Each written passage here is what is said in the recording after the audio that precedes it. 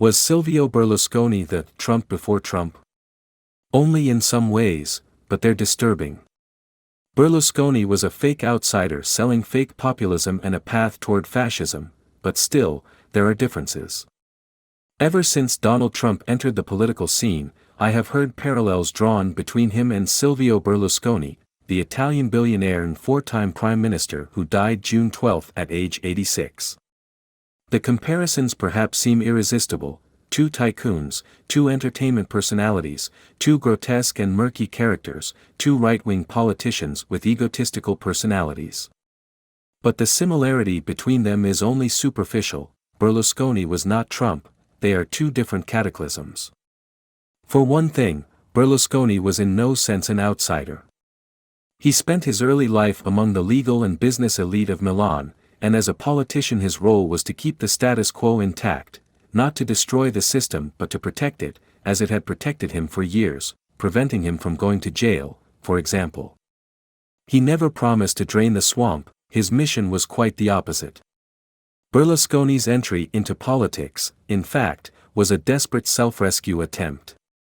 The Italian political system established after the immediate post-World War II period, known as the First Republic, began to collapse in the early 1990s, engulfed by corruption scandals. Within a few months, a fortress that had seemed impregnable had crumbled to the ground. The First Republic's most powerful political figure, former Prime Minister and longtime Socialist Party leader Bettino Craxi, fled to Tunisia in 1994 to avoid arrest, while handcuffs were being snapped on many other current and former government officials. After the political system's collapse, the outcome approaching elections seemed written in advance: an overwhelming victory for the left. That isn't what happened. Whatever their supposed political differences, Craxi had acted as Berlusconi's guardian angel, in an arrangement that provided both men mutual political immunity. But with Craxi gone, and the entire First Republic with him, Berlusconi was without protection and faced the risk of either prison time or joining his friend in Tunisia. His response, in a certain sense, was brilliant. Within 2 months, Berlusconi founded and put together a brand new political party, Forza Italia. He presented himself and his party as a new, alternative, but as Tomasi di Lampedusa wrote in The Leopard, everything must change for everything to remain the same. Certainly Berlusconi did not begin to build his party empty-handed. He was a billionaire with a media empire that included print media, TV and radio, along with financial companies, real estate, cruise lines and so on. One could say he was more like Rupert Murdoch, or his fictional counterpart Logan Roy, than like Donald Trump. Overnight, Berlusconi's empire was made to serve his political campaign. He converted the offices of his finance company, Fininvest, into Forza Italia offices. His sales reps began to recruit candidates and promote political events. All the actors, publicists, journalists and assorted hangers-on around Berlusconi became his influencers, his supporters, his spokespeople and often his candidates.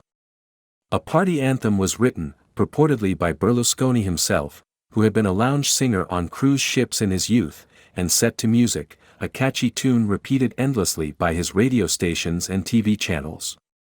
Cities, towns and even the smallest villages were filled with posters, flyers and billboards of him, smiling, handsome and reassuring. For his party's signature color Berlusconi chose the same shade of blue used by Bill Gates for Microsoft Windows, creating a mechanism of immediate recognition and unconscious trust. That's an example of the way nothing was left to chance in Berlusconi's enormous political promotion. Every effect was calculated and curated for effect. The entire Italian peninsula was invaded, to its remotest corners, by a political party that did not yet exist. In small towns, street vendors who usually transported goods in tiny vans were paid generously by Forza Italia to dump their cargo of fruit and vegetables in favor of futuristic LED displays that looped Berlusconi's messages. In that transformative year of 1994, Italy felt like a summation of the worst dystopian futures of George Orwell, Aldous Huxley and Ursula Le Guin combined. At that time I was in graduate school, preparing my dissertation in the semiology of cinema. My professor, a fierce leftist, alert to the hypnopedia that Berlusconi was putting into practice, decided to abandon academic life and enter politics, as many other intellectuals did at that time. I decided to follow her example and changed my thesis topic, Goodbye, Language and Aphasia in the Cinematography of François Truffaut, Hello, Showbiz Politics, the American Model and the Forza Italia Model.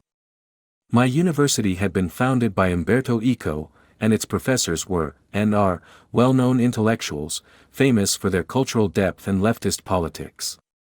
The professor I asked for my thesis, Alessandro Dal Lago, was a well-known radical, a combination of elements that did not make me welcome in Forza Italia circles. When I began asking party officials for contacts and information for my thesis, every door was slammed in my face. Remember, this was 1994, although the internet existed, it was not yet a viable source of information. Not knowing how else to study that phenomenon that was overwhelming my country, I decided to infiltrate it. I was living in Milan, both one of the world's fashion capitals and Berlusconi's headquarters, and to support myself in college I did some modeling work. I signed up with the agencies that Forza Italia used to hire hostesses for its rallies, which borrowed the American political term, conventions. Decades later I became the U.S. correspondent for Il Manifesto, a leftist Italian daily, and attended a real American political convention for the first time. That confirmed what I had only suspected at age 20. Forza Italia had merely mimicked the aesthetics of U.S. party conventions, which, at least until the Trump era, reflected actual political parties with their own histories and distinctive worldviews. Forza Italia's so-called conventions were superficial parodies.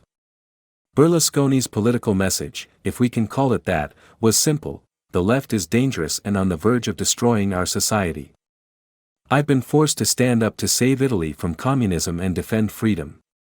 Does any of that sound familiar?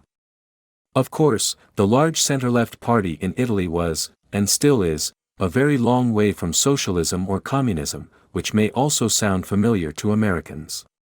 Even to call it leftist was by the 90s something of a stretch. Yet Berlusconi's message, thanks to endless repetition, had taken root. When I began to work as hostess at Forza Italia conventions, I began to see that world from the inside. We were not dressed in the skimpy outfits of the debonair young showgirls who served as ubiquitous backdrop on Berlusconi's TV channels. We looked more like morose secretaries from an office comedy, with uniforms consisting of midi-length blue pleated skirts, white shirts and Hermes-style scarves around our necks, reminiscent of those worn by the young Italians of the Mussolini era. Our tasks were simple: smile, show guests where to sit, clap on command. These conventions always opened with the Forza Italia anthem, sung in chorus, with everyone standing. Then various personalities would appear on stage in rotation, repeating the same script with different words. There was an enormous risk that Italy would end up in a communist dictatorship of the Stalinist type, and only Berlusconi could help us avoid this fate. Or, to coin a phrase, I alone can fix it. We had to be grateful to him. After all, he was sacrificing himself for us, and the least we could do was to persuade our friends and family to vote for him. Closing the testimonial parade there was always a special guest, preferably a pop star or an actor, who would throw in a personal anecdote meant to humanize Berlusconi and bring him closer to the people. After each such speech, it was the hostess's job to get the audience on their feet, applauding vigorously, while the Forza Italia anthem began to play. We sang the song all over again in full at the end of the event, with balloons descending and slogans chanted enthusiastically. As the crowd left, we gave out gift packs containing Forza Italia pins, machine-autographed photos of Berlusconi, a tiny bottle of perfume and a Forza Italia scarf. We encouraged them to wear it. Look at this beautiful scarf. So elegant. All this was completely unheard of in Italian or even European politics, where party meetings were informal, functional assemblies that might include actual discussion of policies and positions. As sociologist Emil Durkheim once put it, ritual is not identified with the whole religious or magical system, but is, so to speak, the executive arm of that system. Since Forza Italia had no history or substance, Ritual was essentially its entire system. To me, even at the time, the left-wing graduate student in hostess drag, every element of this ritual appeared glaringly obvious. I wondered why it wasn't like that for everyone. This was not a work of covert persuasion. It was all on the surface. But in the following weeks and then years, I saw an entire country buy into that carnivalesque rhetoric, that bandwagon of dwarves and dancers, as we said at the time, and bring it into government. So it no longer seemed extreme or even strange when Forza Italia allied itself with characters who were, until very recently, entirely unacceptable, like the former fascist party now led by Giorgia Meloni, Italy's current prime minister. Now Berlusconi is dead, but the damage done by his 30-year transformation of Italian political life will long outlast him. Without him, Forza Italia will probably disappear, but the far more efficient and sincere fascist movement led by Meloni definitely won't. Perhaps there is a final, fatal similarity between Berlusconi and Trump. To avoid a prison sentence, Berlusconi politically imprisoned his entire country. The outcome in America has yet to be determined.